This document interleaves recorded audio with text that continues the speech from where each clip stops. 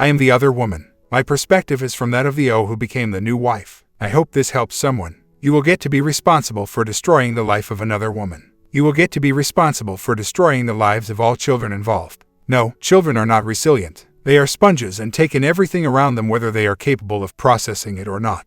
And when they are not able to process their world being shattered and all the conflicting messages about right and wrong, you will get to deal with all their issues and mistakes and anger as they grow up.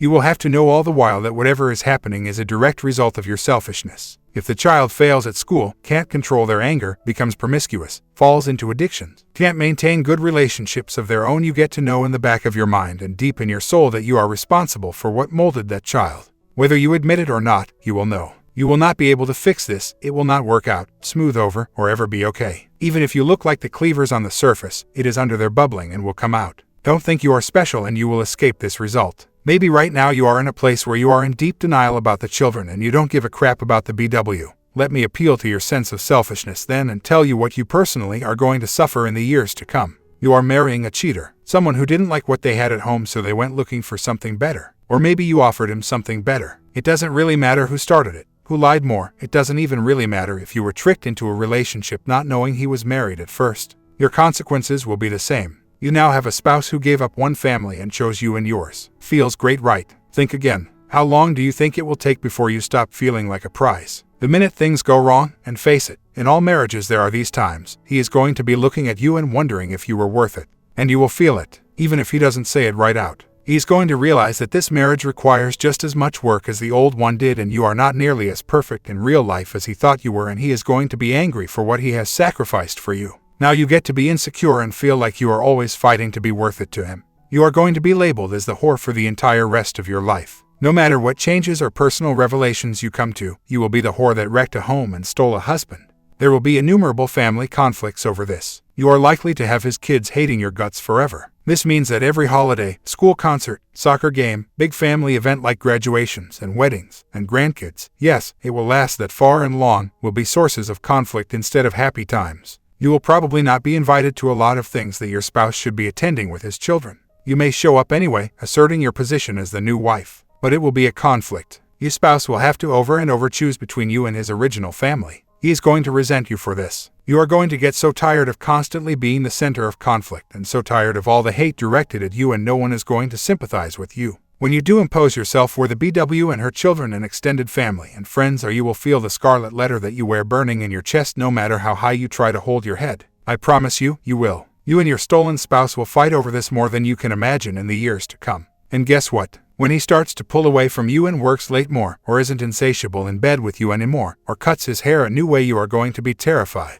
You are going to be terrified because you know exactly what he might be doing next. You are going to be suspicious probably before he actually even does anything because you already know he is untrustworthy. Chances are he is going to cheat again too, except this time on you. Now, you get to feel the pain of being a BW doubled by the pain of realizing exactly what you did to someone else. The guilt and shame on top of your already devastating pain from being cheated on will be unbearable. Now listen to this closely, no one is going to care. You are going to hear and know that you should have known better and have the old adages about cheaters thrown in your face over and over. You will not be able to come somewhere like these boards for support because they are going to crucify you. You will be all alone with your pain and your heartache with no one to blame but yourself. Do not think you are special. Do not think it won't happen to you. The stats are overwhelmingly high. No one gets married thinking that their spouse will cheat. No one. I promise you are not different or better somehow. Occasionally an affair partner will grow a conscience and want to be a good person, and here is what happens. Now, let's say that you make changes in your heart and your life. Let's say you find God, or in whatever way it comes to you, you realize that you have done something horrendous. Okay, now you actually do care about those kids and that BW. Well, too bad. You can't fix it. Yes, God will forgive you if you repent. Not many others will. And you will have one heck of a time trying to forgive yourself. You will feel sick and ashamed all the time. You will cry many bitter tears. You will not be able to look at your spouse and feel the same way you once did. All of your memories of when you first met, your first kiss, the early days of your relationship will be tainted. All of those memories that are supposed to be sweet will be sour. You will not be able to enjoy them because you know that whole time it was wrong. What are you left with? Not much. You are going to try to offer apologies. You are going to try to figure out what you can possibly do to make amends, and there are going to be no easy answers. You will be told by many that you can't repent and stay married. You will be told by just as many that if God has forgiven you, that another divorce would be just another sin. You will make yourself crazy over this because you want to do the right thing for once in your life and you have put yourself in a situation where it is impossible to know what that is. Also, if you are one of the few who have this attack of conscience at some point down the road, you are still going to be dealing with all the same stuff above that the unremorseful affair partner is dealing with, except it's probably going to hurt you even more because you now genuinely care. Too bad no one will think you are sincere or trust your words. Why should they? Remember what you did. Of course, you do. Now go cry some more as if it will help. There are no time machines, people. You are making a mess bigger than you can ever clean up. There is really a lot more I could say about how this is going to play out, but this is already getting very long. Like I said, this is from my perspective, but just change the pronouns, and it is the same for anyone entering into an adulterous relationship. Man or woman, whether you are the WWWHAP, it's going to end in ruin.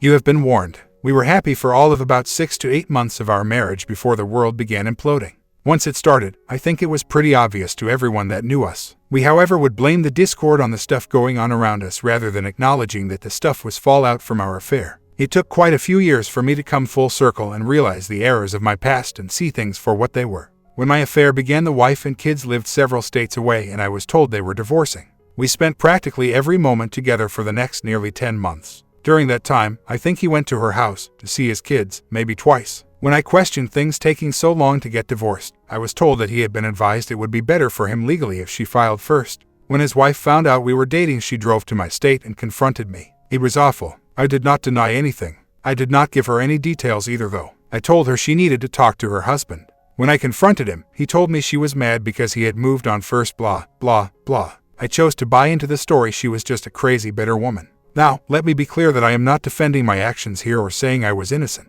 Even if his story about being separated and going through a divorce were true, he was still married until he had papers signed in his hand. I should not have agreed to date him, period, end of story. If I had not dated a separated man, he could not have lied to me to start with. So, I take responsibility. Living the states away, there had been no secrecy on my end. He knew my whole family, my kids, my friends. It did not feel or seem like an affair. It was easy to believe him. When I did start to finally doubt the situation, I was so far into it that I blocked it out.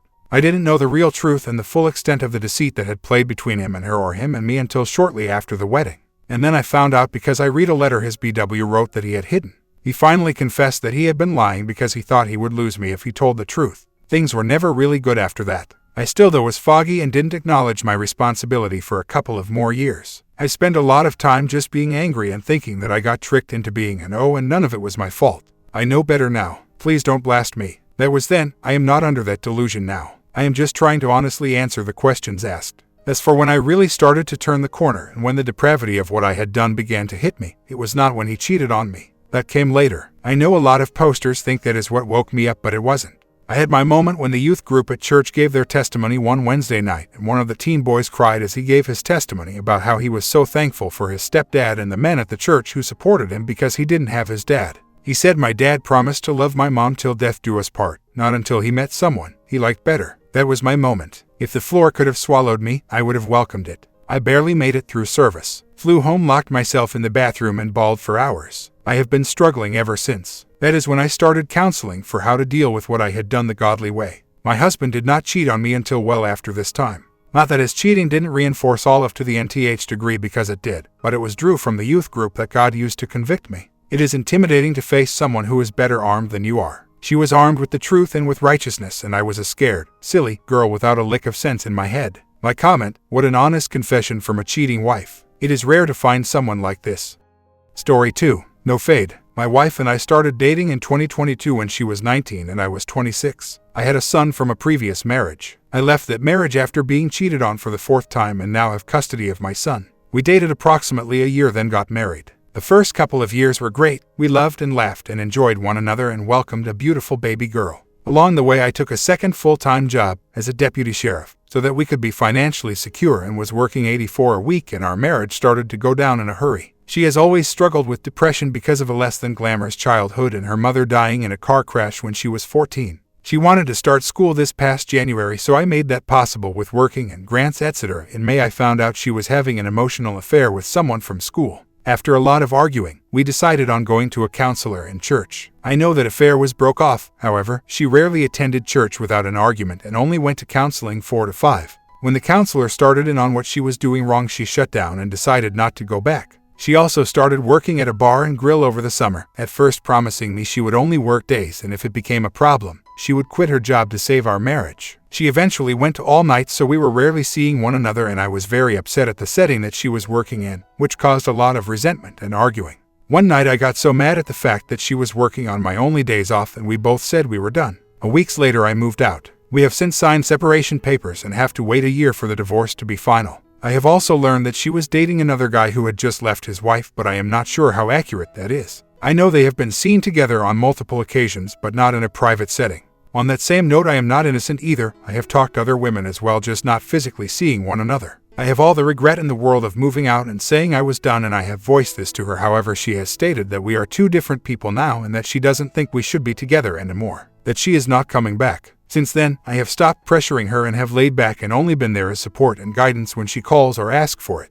I can tell she is opening up to me a little by some of the texts she sends or calls she makes about our daughter, but I am afraid to get my hopes up and misreading what I am seeing. I want her back desperately. However, if she is not willing to go to counseling and church, I know it will fail again. I take my son and daughter to church and Bible school on Sundays and Wednesday night prayer and have truly enjoyed being back in church. I was saved in 2008 but moved away from God. I have read a lot of places that I need to give her space and just show her the man I'm becoming and want to be and let her make the decision to come back. I just do not know if this is correct. I want my wife and family back. I want to also write a disclaimer, and I have painted a picture that I have done no wrong. I have done a lot of things wrong and I own up to each and everything that I have done. I am just too much to blame, if not more so than she is. I know this may seem jumbled because my thoughts are all over the place and I'm trying to include as much pertinent information as I can. I have dropped down to part-time with the sheriff's office and only work the weekends that I do not have my children. So, I am now at my home every night. I have rededicated myself to church and God and doing the best I can to be a godly influence on my children.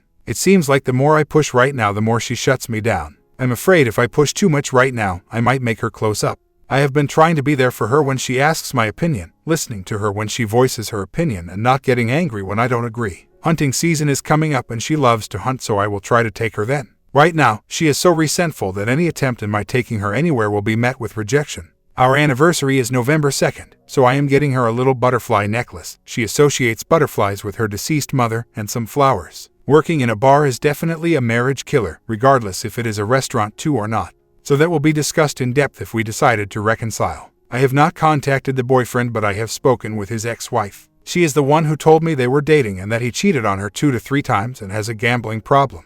But he is also at the bar all the time drinking and is the complete opposite type of man she has ever been interested in. So maybe it is an emotional crisis with the 10-year anniversary of her mother's death. I'm not sure, but she has always had emotional depression issues. That is another reason I do not want to give up. I feel as though she is going through an emotional crisis, and if I abandon her, what type of man am I? She stated at one point she felt abandoned by God because of her mother. As a deputy sheriff, I had to maintain control and be in charge. My philosophy was, I ask you, I tell you, I make you. That works exceptionally well for law enforcement but horrible for a marriage. Could be why the divorce rate for Leo is so high. I really appreciate you bringing that article to my attention. Not having to be in control all the time is what I am working with my counselor with. She is in nursing school right now and going through clinical S as we speak. So, I know the waitress job is only temporary. She states that it is the only place she can work 20 hours a week and bring home $2,000 a month, which is very true. I have given her the option of quitting altogether and just concentrate on school, and we will work everything else out, but she refuses. And that was before we separated.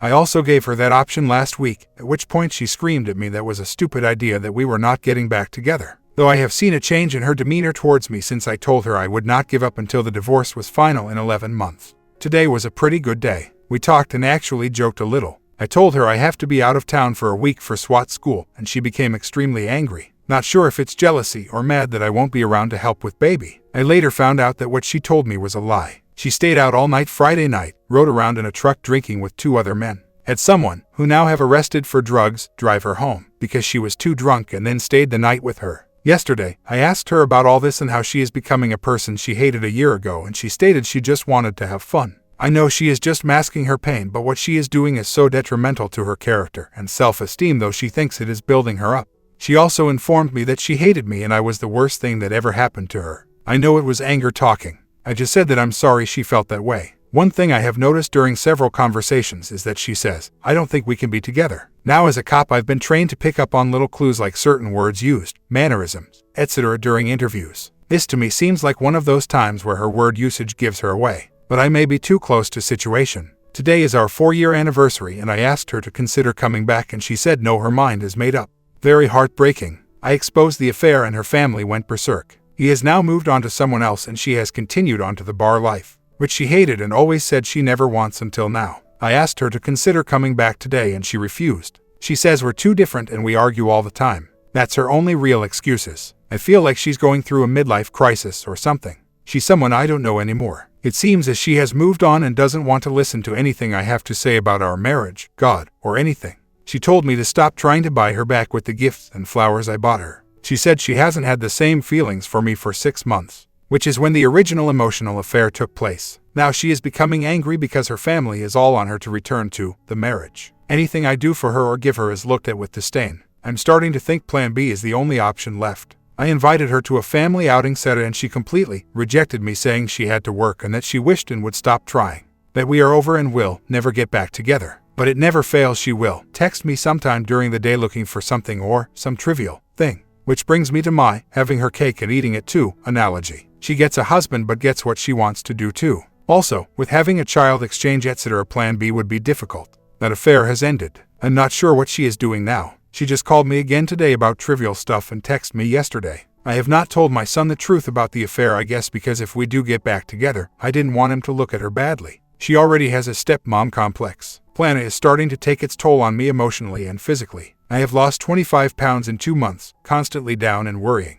I love my wife desperately, but to be continually shut down is taking its toll. That is why I was suggesting Plan B. Today was 10-year anniversary of her mother's passing. So, I placed some flowers in her car for the grave site. We walked outside when I was leaving. She got really excited when she saw them, but attitude changer when she learned they were from me. Acted annoyed. It's difficult with Plana with reactions like those. Last couple of days has been interesting. She heard another rumor that I went on a date. I did not. When I said I knew that information hurt her, she just said she was curious and would not admit it hurt her. Then last night she called to talk because her sister's boyfriend is a cop too and they were going through some of the same pitfalls we did and asked what to tell him. I simply told her to tell him to set him down and explain what he is in danger of losing. The most important thing in the world. This morning she invited me to go to the doctor with her and our youngest daughter. Might have been so that I would pay and she wouldn't have too, but that is the negative side of me. Update. Plan A is all but over. She is openly dating another man. Her family knows and they are very upset, but she does not care. Nor does she care anything about me. She stated that she should have left me 6 months ago.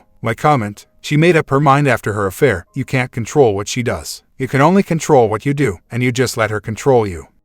Story 3. Let me start with a little background. I have been married for 2 years and together with my husband for about 4 years. My husband and I got engaged after only 9 months of dating and were married 11 months later. I did not grow up a Christian and I only came to the Lord about 1 year ago, thanks to my husband and some friends of ours. I can't perceive having a relationship that is gratifying both physically and intimately, and simultaneously godly and connected emotionally. So, I found a man that was secure in the fact that I felt like he would never cheat on me or hurt me. As it would follow, I was never attracted to him. I enjoy his company, he makes me laugh, and he is a wonderful person with a wonderful heart. Sure, he does things to annoy me from time to time, but I can appreciate that he is a one-of-a-kind wonderful man. He even makes me breakfast and dinner every day, every woman's dream man, right? I've thought that I could live without feeling the attraction and the intimacy. It's always been a struggle though. After dating for 6 months, I quit my job and moved to Thailand to teach English as a second language. I figured it would make us or break us. Turned out, my husband wasn't going to let it break us. He flew out to Thailand and proposed to me. It was such a grand gesture, and frankly, I was in such a low place so it was very hard to resist.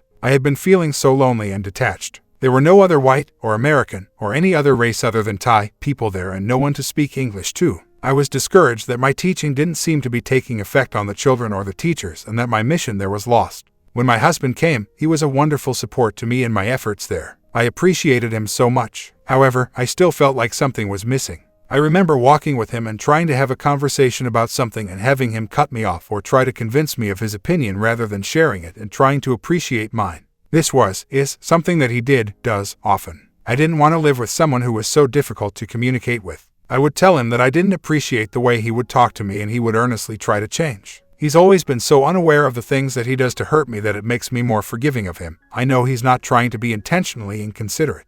Regardless, I told him that I just didn't think we were right together. I cried and explained that I loved him and cared about him so much, but that something was missing between us. I didn't feel like everything should be so difficult between us. At that point, he had already asked my parents' permission to marry me and already had the ring on hand, although he wouldn't propose to me for a few more days. He knew he wasn't willing to give up without a fight though. He can be extremely convincing and he's so humble and ready to take constructive criticism that it's hard to not feel hopeful for a change. So, when he asked for my hand in marriage, I said yes. I never experienced that elated, just engaged feeling that I always thought I would. I guess I just made a decision inside to be with him, man of my dreams or not, and be happy with him. When I moved back from Thailand, a month after he came back to America, I moved in with him since I had sold all of my possession and had nothing and nowhere to live. I was extremely depressed. I didn't want an engagement party. I didn't want a welcome home party. I slept. I attributed most of this to the culture shock upon returning home, which I think did have a lot to do with it. I know it was also restlessness in my heart that I couldn't put my finger on. My husband wanted to start planning our wedding immediately because he thought there was no sense in having a long engagement. I couldn't argue much with this because it's always been my opinion that once you make the decision to get engaged, you should be prepared to make the commitment to the marriage. The whole process of planning the wedding was absolutely miserable. As it turns out, my husband was laid off after he came back from his trip to Thailand. I was equally broke, as I had just spent 6 months making no money and giving up the income that I had been previously earning. I urged him to reconsider when we got married, so that we could save up some more money and have the type of wedding that we want, rather than being so strapped and stressed about finances. He told me that the wedding wasn't about the money, it was about our commitment to each other. That was also something I couldn't argue with because I find that to be a morally sound statement. Every objection that I had, he had some reason to counter it that fit into my belief system, so it was hard for me to distinguish between what was an external issue and what was an internal issue. I love to write when I'm feeling frustration and anguish. I have several journal entries from this period in time where I would take long walks, crying, then stopping to write, then walking and crying more, then stopping to write some more. I write about fearing that I'm not really in love with him, but since I've already accepted his ring and made a commitment that I can't just back out of. I write about the fact that I am not attracted to him. I feel hopeless and lost. I withdraw from my friends and family because I don't feel like myself and I can't explain to them what's going on in my relationship, which, to them, seems picture perfect on the outside. I describe our issues with communication and how he has no interest in having stimulating conversation, which has always been a passion of mine. I feel frustrated with his family who has so many issues it sometimes feels like they've got us trapped in a sinking sand pit with them. During these times I try to remind myself of what an amazing and giving person he is. I remind myself of how much he loves me. I convince myself that no one will love me like he does. My sense of frustration and loss must be out of a sense of personal entitlement, and it must be something that I have to let go of.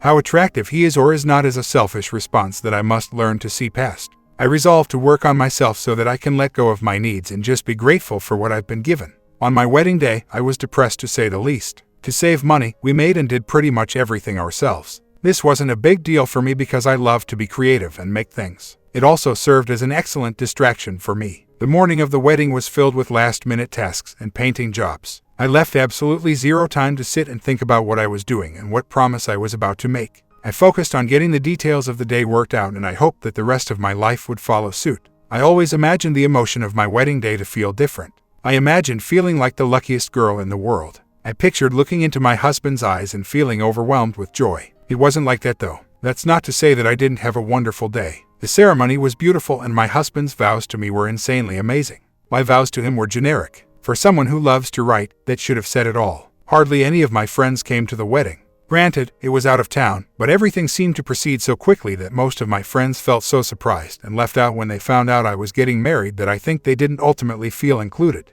Some of those friends hadn't even known I had been in a relationship, which was a simple confusion since I had been living out of the country and had such a hard time assimilating back into society here in the US. At our reception, our wedding seemed even more depressing to me. My husband danced with me for our introduction as husband and wife, and that was it.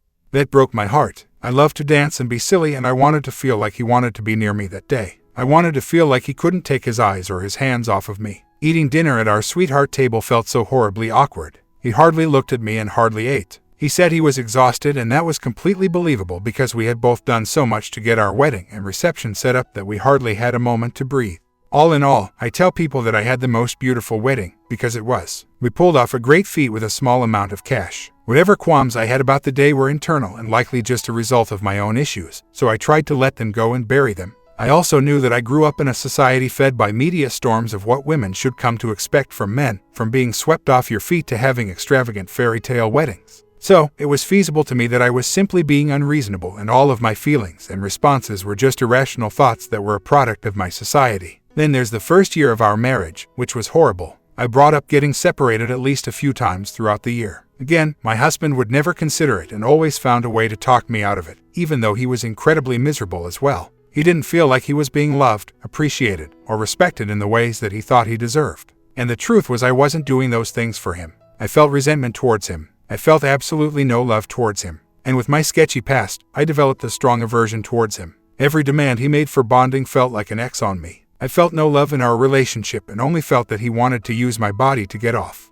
My best friend would tell me that I should feel so lucky that my husband was so attracted to me that he always wanted to have slept with me. I didn't and do not see it that way. We have one bathroom in our house, and if he would happen to come in the bathroom while I was showering, I would feel like I needed to cover myself up. If I didn't, he would get turned on by seeing me naked and then ask me to have slept with him. When I rejected the bonding, he would then get upset with me and blame me or punish me, emotionally, throughout the day. It was a horrible cycle. I thought something was wrong with me for not wanting to sleep with my husband. That is until I started feeling desire when he wasn't around. I would masturbate in private when he wasn't home. I wouldn't be thinking of another man or anything like that, but I would just notice myself feeling that desire out of the blue. I couldn't understand why and how I could still feel the desire, but why I couldn't feel that way with my husband. It was at that time that our friends invited us to church with them. My husband grew up Christian but hadn't been practicing for almost 15 years. I was anti-formed religion. I had nothing but negative perceptions to religion, and that was mostly based on the encounters I had. I felt that Christians especially were self-serving, hypocritical, and used the church as a crutch for the areas in their own life where they were weak. I went anyways, because my husband said it was important to him. Amazingly, God worked on my heart from the moment I stepped into that church. Our pastor surprised and astonished me. I feel in love with the church, the community, and the religion. Shortly thereafter, my husband and I started going to couples counseling at the church. The minister we spoke with was amazing and helped us in so many ways. My husband learned to be less demanding of bonding and less resentful of me when he felt like I didn't perform to his expectations. I learned to give a little more of myself physically, even though it wasn't what I desired. That was and still is the hardest thing for me. I cannot make myself want to sleep with him. I never feel like I need to feel his body close to mine. Sometimes, even the way he cuddles with me bothers me. He loves to kiss my head and shoulders with a million little rapid-fire kisses, and I feel like swatting him off of me when he does this. His touch does nothing for me. It makes me feel so horrible that I react this way. I love him so much and really do think he's such an incredible person that I wish I could change my reactions. I wish I could feel excitement when he touches me and want to make love to him.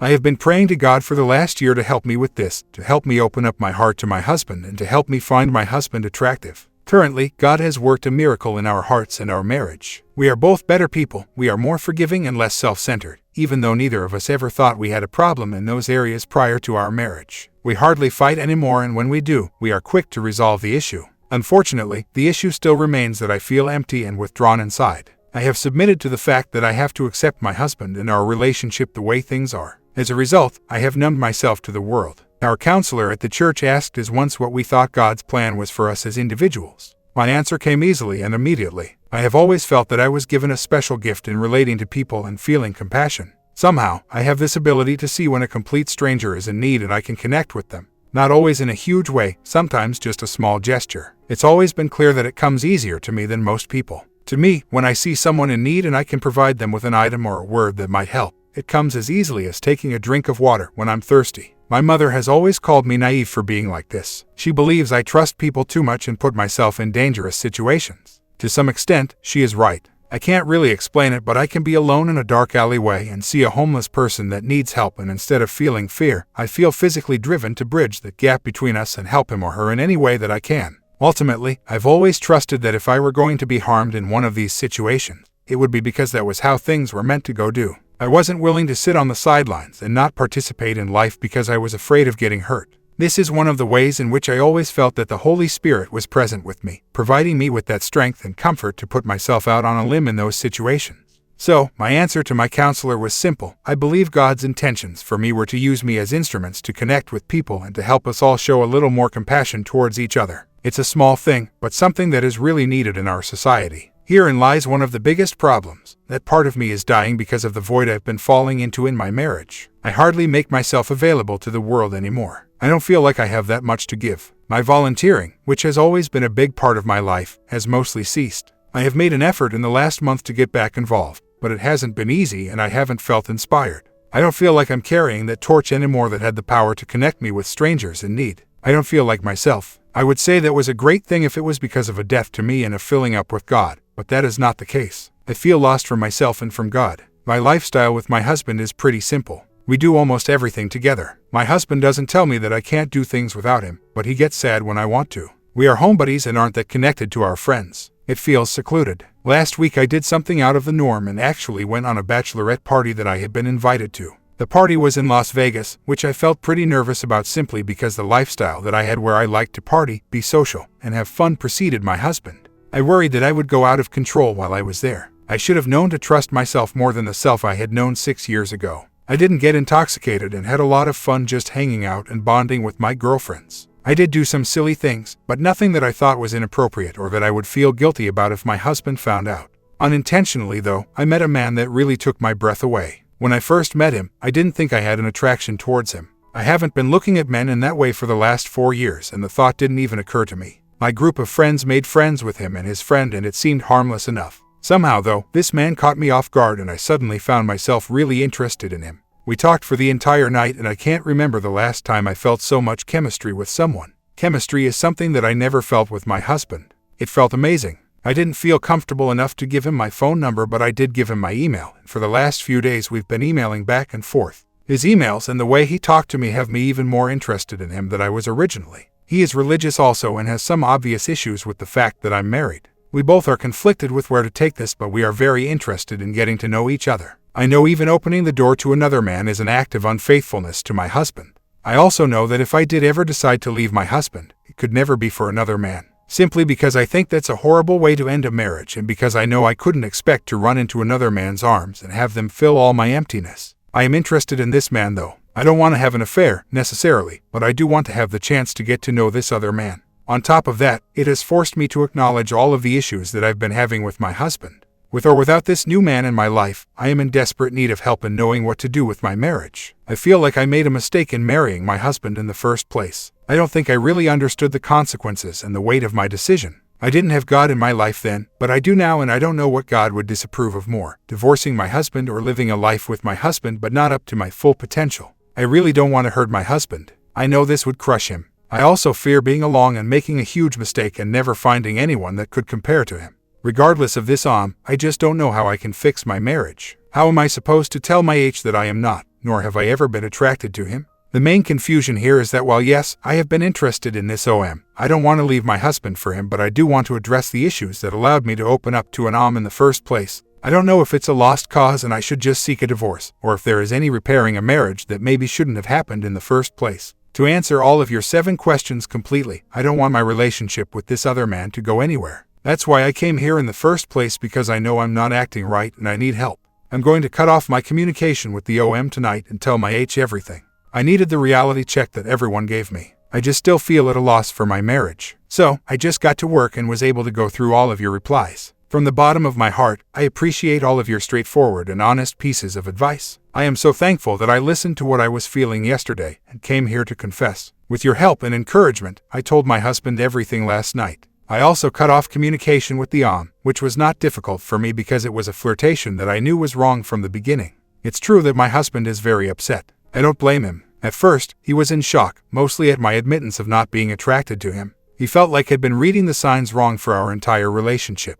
He said he felt like I lied to him by not telling him that I wasn't attracted to him. I tried to explain that I didn't know exactly what I was feeling or how to put it into words. I did know that I thought he was an amazing person, and I hoped that the deeper passionate love would develop more over time. After a while he became pretty angry with me. He started questioning everything that happened with this He doesn't believe me that we never kissed or had any sort of a physical encounter. I was 100% honest about everything. I told him things that I didn't want to because I knew they would hurt him, like feeling intense chemistry looking into this person's eyes and having the desire to kiss this person, the email, etc. Even still, he doesn't believe me. He said he knows what really happens in Vegas. I told him about this site and that the reason why I confessed to him was because I felt that I wasn't being true to God in our marriage. I told him I had no reason to not tell him the whole truth. The whole point of my confession is to be 100% truthful. I don't know what to do now. We are going to see a counselor S.A.P. and he said he's willing to try to work on our marriage. Part of him feels relief because he's been wishing for a change with our intimacy for a long time, and now he feels like this could be the beginning of a solution for us. Still, he feels so betrayed.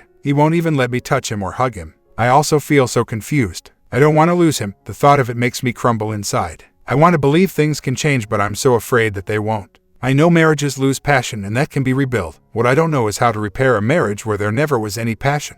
I'm all for humbling myself and admitting guilt. I'm on my knees just asking, praying, and begging for help. I need to find my strength, and that's what I'm here for. I am going to try to be realistic about my husband not trusting me now. It's incredibly hard though. In my mind, I've loved him truly, and I meant when I said I do. I just thought that not feeling passion with him was a sacrifice that I was making and was well worth the reward of such a wonderful man. I never knew it would have the potential to spiral out of control the way it has. I will look for the resource on the counselors as well. My husband has someone in mind that he wants us to go to, but we both are weary with counselors, as we have experienced some that are good and some that are not so good. I will talk to my husband more about this program and tell him about all of your recommendations. I also told him that he should register here, but I don't know if he will or not.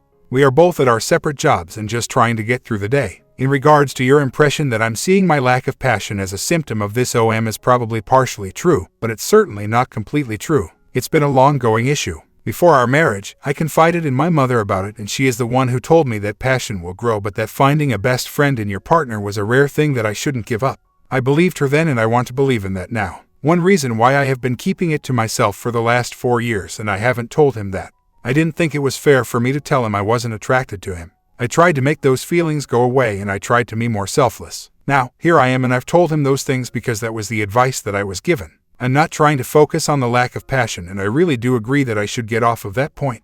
However, it was because of this forum that I brought that up to my husband at all. The last thing I wanted to do was to hurt him in that way and make him feel unattractive. I didn't want to add insult to injury. We both ended the evening feeling overwhelmingly apologetic to each other and so thankful that we have each stuck it out with each other despite all of our issues. We aren't out of the deep end yet, but I am so thankful and so encouraged at the work that can be done in our marriage. And my husband actually participated in a light-hearted, yet stimulating, conversation with me last night. That is something that I have been long deprived of, and it felt so amazing to have him taking time and looking at me like I had something to share. He completely refrained from making any disrespectful remarks, and it felt amazing. I have to also add that I helped to cook dinner last night and breakfast this morning. And I made an agreement with him to have a minimum of an hour an evening, from 7 p.m. to 8 p.m., that would be devoted solely to him, no TV, phone calls, workouts, etc. I am really looking forward to getting to know my husband again and to start truly appreciating him for the wonderful man that he is. My comment: do you think this reconciliation will work? Or none of you a believer of R? What does it take to reconcile a marriage? Comment down and I will start working on the next video.